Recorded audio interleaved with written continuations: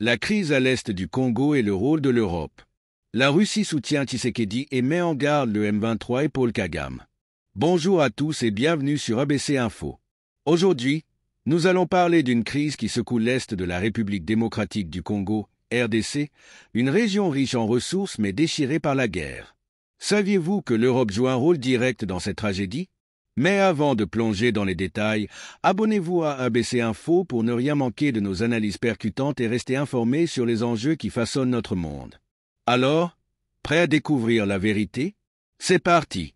À l'est du Congo, dans la région du Kivu, la guerre a déjà causé environ 6 millions de morts. Oui, vous avez bien entendu, 6 millions de morts, dont la moitié seraient des enfants.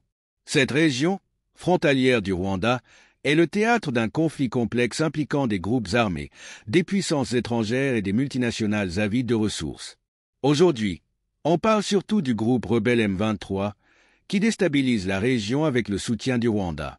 Les Nations Unies ont confirmé que le Rwanda ne fournit pas seulement des armes et de l'argent au M23, mais envoie également des soldats sur le terrain. Une violation flagrante de la souveraineté congolaise et du droit international. Mais pourquoi le Rwanda s'implique-t-il autant dans cette région? La réponse est simple, les ressources naturelles. Le Kivu est riche en cobalt et en coltan, des minerais essentiels pour les smartphones, les batteries, l'industrie de la défense et même la transition verte. Cette région contient à elle seule 60% des réserves mondiales de coltan. Imaginez l'importance stratégique de cette zone. Cette crise ne concerne pas seulement le Congo ou le Rwanda. Elle nous concerne tous. Si vous êtes choqué par ce que vous entendez, likez cette vidéo et partagez-la pour sensibiliser le monde entier. Et surtout, abonnez-vous à ABC Info pour rester informé et soutenir notre mission. Ensemble, nous pouvons faire la différence. Mais le Rwanda ne fait pas tout cela seul. Il reçoit le soutien de l'Occident, notamment des États-Unis et de l'Europe. Chaque année, l'Union européenne verse des dizaines de millions d'euros d'aide à l'armée rwandaise.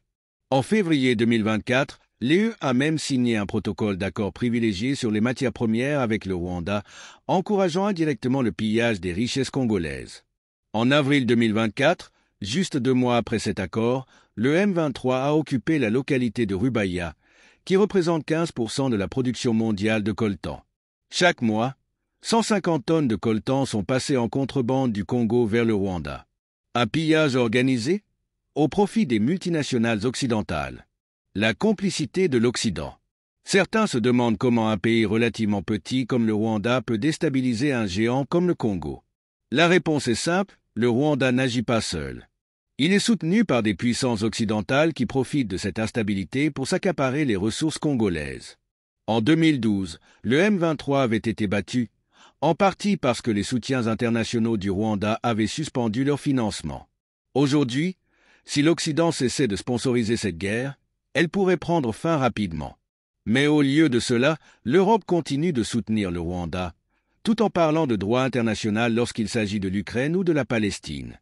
Cette hypocrisie est insupportable. Il est temps de faire pression sur nos dirigeants pour qu'ils mettent fin à cette complicité. Nous avons le pouvoir de changer les choses. Envoyez un message à Ursula von der Leyen, présidente de la Commission européenne, ou à Kaja Kallas, ministre des Affaires étrangères de l'UE. Partagez cette vidéo sur les réseaux sociaux, utilisez les hashtags #StopPillageCongo et #Justice pour le Congo. Mobilisez-vous dans la rue, faites entendre votre voix. L'Europe doit cesser de soutenir cette guerre et respecter la souveraineté du Congo. La position de la Russie. Face à cette crise, la Russie a pris une position claire. Vassily Nebenzia, ambassadeur russe à l'ONU, a condamné fermement les actions du M23 et appelé à un cessez-le-feu immédiat. Il a également exhorté les forces externes, dont le Rwanda, à cesser leur soutien au M23 et à retirer leurs troupes du Congo. La Russie soutient le processus de paix de Luanda et appelle à une solution diplomatique pour éviter une escalade régionale. Cette crise humanitaire ne peut plus durer.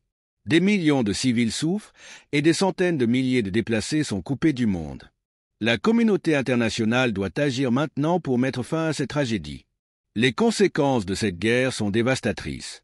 Des millions de personnes ont été déplacées, des villages entiers ont été détruits et des familles ont été séparées. Les enfants sont les premières victimes de cette crise, privés d'éducation, de soins médicaux et de sécurité. Les femmes sont souvent victimes de violences sexuelles, utilisées comme armes de guerre. Cette situation est inacceptable et doit cesser immédiatement. Les organisations humanitaires sur le terrain font ce qu'elles peuvent, mais elles manquent de ressources et de soutien. Il est crucial que la communauté internationale se mobilise pour fournir une aide d'urgence et soutenir les efforts de reconstruction. La jeunesse africaine a un rôle crucial à jouer dans cette lutte pour la justice et la dignité. Vous êtes l'avenir de ce continent, et c'est à vous de prendre les rênes pour construire un avenir meilleur. Informez-vous, mobilisez-vous, et faites entendre votre voix. Utilisez les réseaux sociaux pour sensibiliser le monde entier à cette crise. Organisez des événements, des manifestations et des campagnes de pression pour exiger des actions concrètes de la part de nos dirigeants. L'Afrique a besoin de leaders courageux, déterminés à défendre les intérêts de leur peuple plutôt que ceux des puissances étrangères. Vous pouvez être ces leaders. Vous pouvez faire la différence. Pour mettre fin à cette crise, il ne suffit pas de dénoncer les injustices. Il faut proposer des solutions concrètes et durables. Premièrement, il est essentiel de renforcer les institutions congolaises pour qu'elles puissent assurer la sécurité et la stabilité dans la région.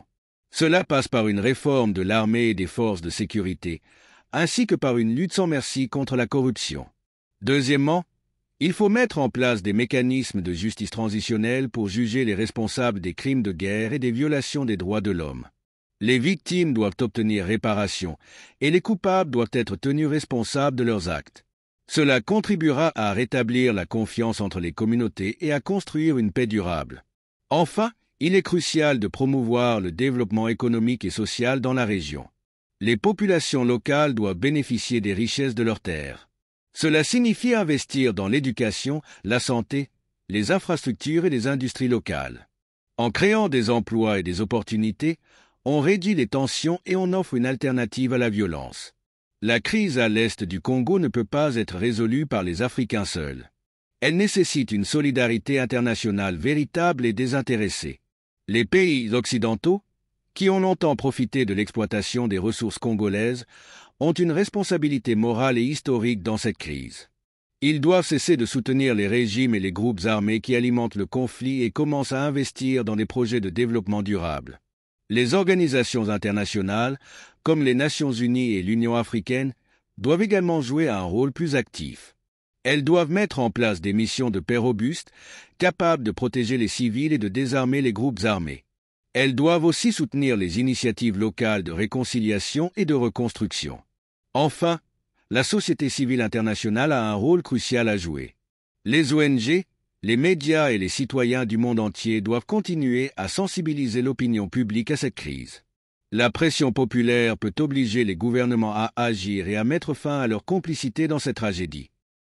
La crise à l'est du Congo est une honte pour l'humanité. Elle montre le vrai visage de l'impérialisme moderne où les richesses d'un continent sont pillées au profit de quelques-uns, tandis que des millions de personnes souffrent. Mais nous pouvons changer cela. Abonnez-vous à ABC Info, partagez cette vidéo et rejoignez-nous dans ce combat pour la justice et la dignité. Ensemble, nous pouvons faire la différence. À bientôt sur ABC Info. Merci d'avoir regardé.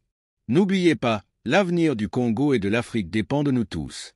Ensemble, nous pouvons tout changer. À des moments clés pour maximiser l'engagement.